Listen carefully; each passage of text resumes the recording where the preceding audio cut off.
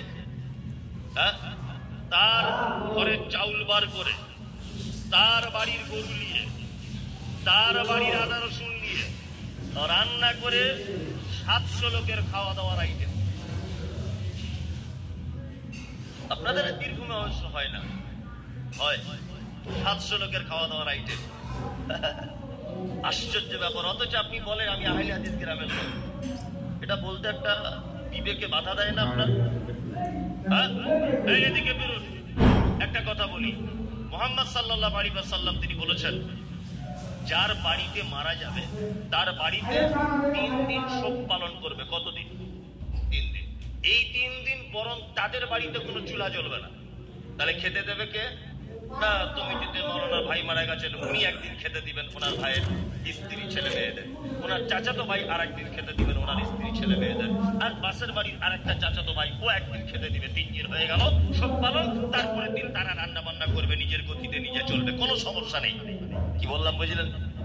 যদি বলছে মৌলভী সাহেব তাহলে যারা জানাজা পড়তে আসবে তারা কি করবে? তোকে জানাজা পড়তে আসতে বলেছে কে? জানাজা পড়তে আসছে কে বলেছে? ওটা কি ফরজ নাকি? আসতে হবে না? আর যদি বা তুমি এসো তাহলে পকেটে পয়সা নিয়ে এসো, দোকানে দোকানে কিছু খেয়ে বাড়ি চলে যাও। আর এইটা করা যেতে পারে অনেক উলামাদের। আমি কিন্তু একটা ফতোয়া দিইনি, আমি শুধু আপনাকে সঠিকটা তুলে ধরার জন্য আমি চেষ্টা করছি। জানা যায় লোক হলো 200, এই পাড়ায় লোক বসবাস করে 100 ঘর। আপনার এক কাজ করবেন, মেহমানদারিতা করলে অনেক নেকি আছে। কি বললাম বুঝলেন? আপনি নিয়ত করে নিবেন আজকে আমার বাড়িতে 10 জন লোকের রান্না বান্না হবে, বহিরাগত যে লোক আসবে ওদের আত্মীয় স্বজন 10 জনকে আমি মেহমানদারি করাবো।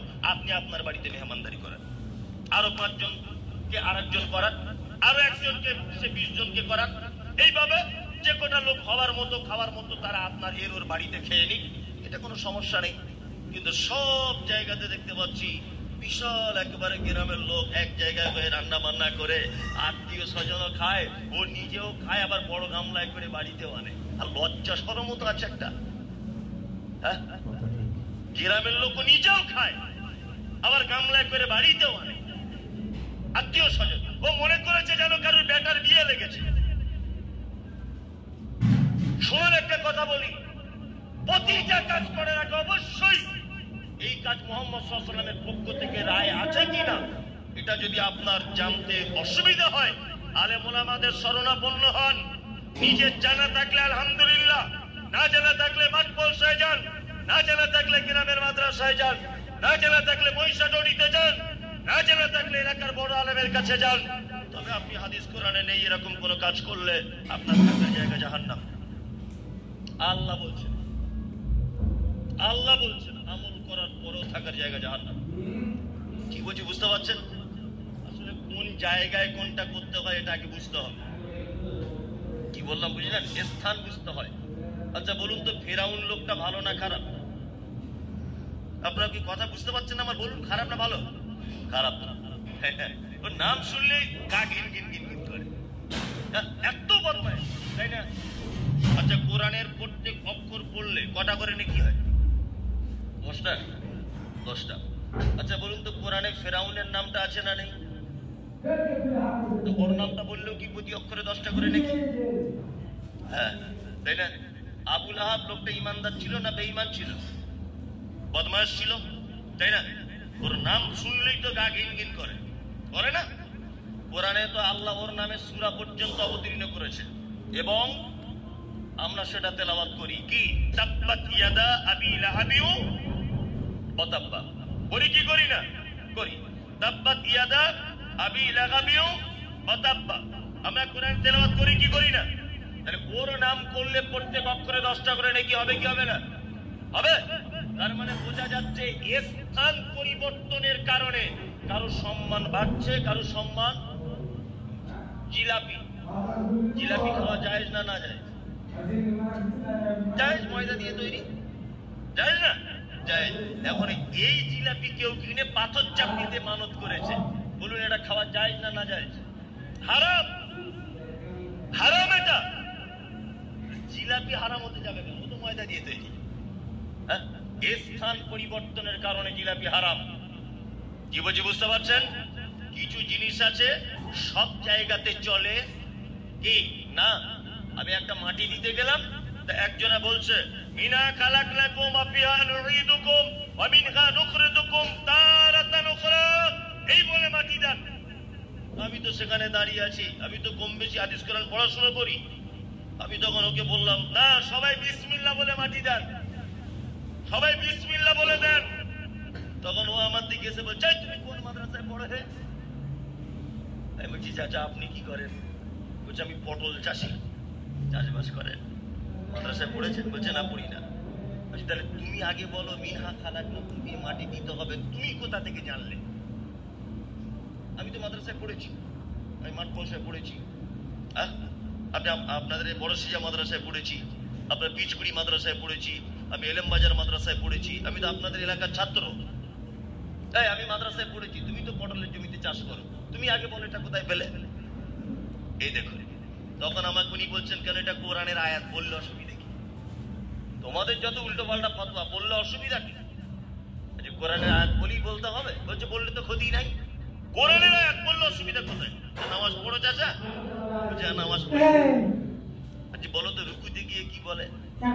সুবহান রাব্বিয়াল আযীম। আচ্ছা তো ওই আজিমটা বাদ দিয়ে তুমি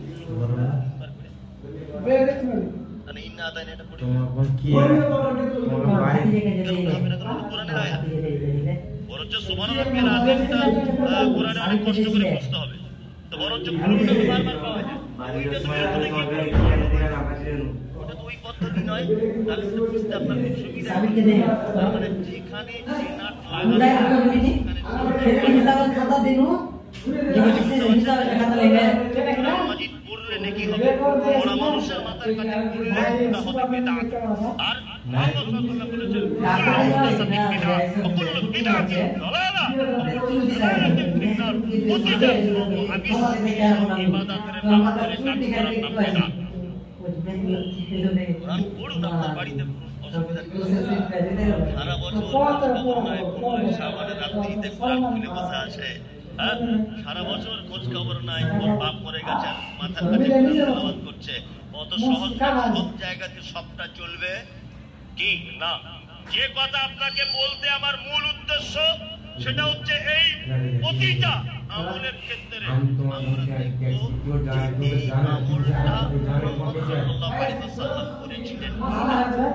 এটা দেখে তবে বলবো ইনশাআল্লাহ, ইনশাআল্লাহ। চলুন, আল্লাহ তাআলা তারপরে বলছেন হায়াতান তাইয়্যিবাতান, ঈমানের অবস্থায় ভালো কাজ করলে দুনিয়াতে পুরস্কার আর আখিরাতে দুনিয়াতে পুরস্কার পেয়েছে এরকম কোনো রিপোর্ট আপনাদের কাছে জানা আছে? এখানে দান কালেকশন হয়েছে 10,000 টাকা দিয়েছে, তার বাড়িতে 20,000 টাকা রাখা ছিল, এখানে 10,000 টাকা মসজিদে দিয়েছে, বাড়িতে গিয়ে কেউ দেখেছে আমার 20,000 টাকাটা 30,000 হয়ে গেছে? এরকম কোনো প্রমাণ আছে? ভালো কাজ করো, আমি আল্লাহ ওয়াদা করছি হায়াতান তাইয়্যিবাতান, দুনিয়াতে উত্তম ব্যবস্থা করব। প্রমাণ গাদা গাদা একটা প্রমাণ শুধু সামান্য আপনাকে দিচ্ছি, এটা আপনাদের সবার মুখস্থ হাদিস। আল্লাহর নবী সাল্লাল্লাহু আলাইহি ওয়াসাল্লাম মিরাজের রাত্রিতে জান্নাতে গেলেন, জান্নাত দেখলেন, জাহান্নাম দেখলেন, সঙ্গে রয়েছেন রাহাবার হিসাবে কে? জিবরিল আমিন, তিনি রয়েছেন আল্লাহর ফেরেশতা। বিশ্ব নবী বলছেন আমি জান্নাতের দিকে তাকিয়ে দেখছি একটা যুবক ছেলে মানে হাঁটছে জান্নাতের ভিতরে, ঠক ঠক ঠক ঠক ঠক ঠক করে আওয়াজ হচ্ছে। আমি জিবরিলকে জিজ্ঞাসা করে বললাম, জিবরিল এই ছেলেটিকে কে? ছেলেটি? তখন জিবরিল বলছে আল্লাহ রাসূল, এটা হচ্ছে ইউরোপিয়ান ওই কালো ছেলেটা, তার নাম হযরত বেলাল। বেলাল। আল্লাহ রাসূল বলছেন আমি আরো একটু এগিয়ে গেলাম, এটা নাসাইর হাদিস, সহিহ হাদিস। আল্লাহ রাসূল বলছেন আমি আর একটু এগিয়ে গেলাম, আর একটু এগিয়ে গিয়ে দেখতে পাচ্ছি একজন মহিলা আর একজন মহিলার সঙ্গে জান্নাতে কথা বলছে। আমার গলার আওয়াজটা পরিচিত পরিচিত মনে হচ্ছে। জিবরিলকে বললাম, জিবরিল কে মহিলাটি? জিবরিল তখন বলছে আল্লাহ রাসূল এটা হচ্ছে হযরত আনাসের মা, এর ডাক নাম উম্মে সুলাইম, অরিজিনাল নাম রুমাইসা, স্বামীর নাম আবু তালহা। দেখুন দুনিয়াতে ভালো কাজ করলে কেমন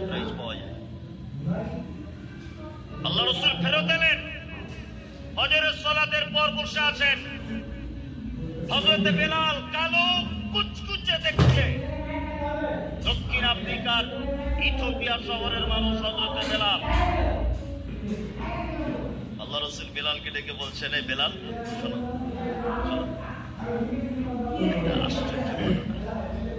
গতকাল আমি মিরাজের রাত্রিতে জান্নাতের আওয়াজ শুনে এলাম। আল্লাহু আকবার। বেলাল, সত্যি করে বলো তো জীবনে কি ভালো কাজ করো? হযরতে বেলাল বলছেন, আল্লাহর নবী গো, আমি একজন গোলাম। হযরত আবু বকর আমাকে খরিদ করে আজাদ করে দিয়েছে। আপনি যখন দানের কথা বলেন, আমাকে তখন চাদর নিয়ে মহিলাদের নিকটে পাঠান, আমি তখন যাই। আপনি জিহাদের জন্য পয়সা চান, নবী আমি দিতে পারি না, কোনো কাজে আমি থাকতে পারি না। তবে নবীজি, আমার জীবনে একটা ছোট্ট ভালো কাজ রয়েছে। কাজ হলো এই, দিনের বেলা যতবার অজু ভেঙে যায় ততবার অজু করি, আর মসজিদে গিয়ে 2 রাকাত করে নফল সালাত আদায় করি। বিশ্ব নবী বলছেন, বেলাল বুঝতে পেরেছি আল্লাহ তোমার এই আমলটাতে এত খুশি হয়েছে যে তোমার মতো বেলালকে আগে থেকে জান্নাতের ভিতরে রেডি করে রেখে দিয়েছে। আগে রেডি করা আছে? বলুন তো, তখন বেলাল বেঁচে আছেন না মারা গেছেন? তার মানে বোঝা যাচ্ছে ভালো কাজ করলে বেঁচে থাকা অবস্থাতেই প্রাইজ দিবেন কে? কে? আল্লাহ। আল্লাহ। আচ্ছা, আপনাকে যদি একটা ভালো কাজের হাদিস আপনাদেরকে শোনাই, মানা যাবে? সবাই মানবেন? এরকম কত জলসা ইনশাআল্লাহ বলেছিলেন আগে? ইনশাআল্লাহর মিছে কথা বলা সমান এখন ইনশাআল্লাহ বলে বলে তো সব চুলদারি পেকে গেল, এখন তো কিছু মানতেই শুরু করলেন না। আমি পবিত্র কোরআন থেকে কয়েকটা ভালো জিনিস আপনাদেরকে বলবো, ভালো আমল করার কথা বলবো, যে আমলগুলো করলে আপনি আল্লাহ তৈরি করা জান্নাত পর্যন্ত পৌঁছে যাবেন ইনশাআল্লাহ। এই দেখুন, একটা করে কোরআন বলি, একটা করে হাদিস বলি, ঠিক আছে? যাতে আপনার আমলগুলো করতে সুবিধা হয়। একদম সহি হাদিস এবং পবিত্র কোরআনের ব্যাপারে তো একদম আর কোনো সন্দেহ নেই। আল্লাহ তাআলা বলছেন কি, আল্লাযীনা ইউনফিকুনা ফিস-সাররাই ওয়াজ-যাররাই ওয়াল কাযিমিনাল গায়যা ওয়াল আফিনা আনিন নাস ওয়াল্লাহু ইউহিব্বুল মুহসিনিন। সারা পৃথিবীতে যত মানুষ রয়েছে, আল্লাহ বলছে টাকাওয়ালা, ধনী, গরিব, আমির, ফকির, কৃষক, সোনাওয়ালা, জমির মালিক, বাগানের মালিক, পুকুরের মালিক, রূপ সুন্দর, দেখতে ভালো, ভরসা, এটা আমার কাছে প্রিয় নয়। আমার কাছে পৃথিবীতে 4টি লোক সব থেকে বেশি প্রিয়। কটা? আপনি প্রিয় হতে পারবেন? বলবো? যদি বলছেন মৌলভী সাহেব এমন ধান্দা করে আয়াতগুলো জোগাড় করে না, ঠিক যেমন ফলে ফেলার আয়াত। বলি তাহলে আল্লাহ বলছে, আল্লাযীনা ইউনফিকুনা ফিস-সাররাই ওয়াজ-যাররাই, যারা সচ্ছলতায় অসচ্ছলতায় আল্লাহর রাস্তায় দান করে। যারা সচ্ছলতা অসচ্ছলতায় কি আল্লাহর রাস্তায় দান করে। যদি বলছে আপনি কি কালেকশন করবেন, আল্লাহর কসম আমি কালেকশনের জন্য এটা বলছি না, আমি আপনাকে এই ব্যাপারটা ভাবাচ্ছি। আমার আগে যিনি বক্তব্য রাখছিলেন উনি কি অনেক কথা বলছিলেন, যাই হোক আমি অতটা বেশি শুনিনি। তা উনি আদায় বা কালেকশন বা দানের ব্যাপারে কত হাদিস বলেছে এটা আমার জানা নেই। আপনার চোখ খুলে যাবে আমি যদি এই কথাগুলো বলি, আপনি ধৈর্য ধরে শুধু বসুন। 4-5টা ভালো কাজ, এটা একটা ভালো কাজ। আচ্ছা বলুন, যাকাত, যাকাত এটা সুন্নত না ফরজ? ফরজ, তাই না? আমার যে ছেলেটা গাড়ি চালায়, যে ছেলেটা কি গাড়ি চালায়, ওকে আমি বেতন দিই 30,000 টাকা। ভালো করে বুঝবেন, ও প্রত্যেক মাসের শেষে আমার কাছ থেকে 30,000 টাকা নিয়ে নেয়, আর আমি ওকে দিয়ে দিই।